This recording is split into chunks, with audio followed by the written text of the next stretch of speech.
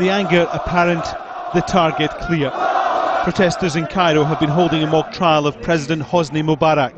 The verdict in this crowd, a foregone conclusion. We're calling on this regime to step down and calling on President Hosni Mubarak that we will not let anyone from his government be appointed. All our lives we've been oppressed. We've always wished to speak and to demonstrate. We were always living in fear. Now we're all united Muslims and Christians. The call for 1 million people to take to the streets to send a clear message to President Hosni Mubarak: go now. Along the protest route, the army has taken up position. Tanks are blocking roads, soldiers are watching, waiting. It says peaceful protests will be allowed.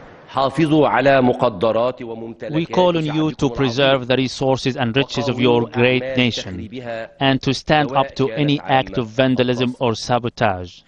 The armed forces are fully aware of the lawful demands raised by honest citizens, and the deployment of the armed forces to the streets is for your security and safety. Your armed forces did not and will not resort to the use of force against the great people of this great nation.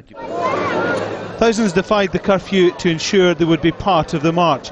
They camped out again in Cairo's main squares. State television has been broadcasting messages urging people to stay at home, not to get involved. Trains heading to Cairo have been stopped. Those who've made it to the capital have been searched. President Mubarak wants to show he's moving on. His new cabinet has held its first meeting.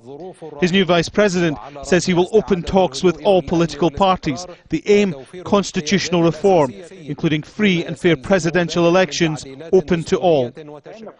Pro-Mubarak supporters have taken to the streets, but their numbers can be measured in hundreds rather than thousands. He has promised changes, but for those hitting the streets in Cairo and across Egypt, it's not enough, and it's come too late. Alan Fisher, Al Jazeera.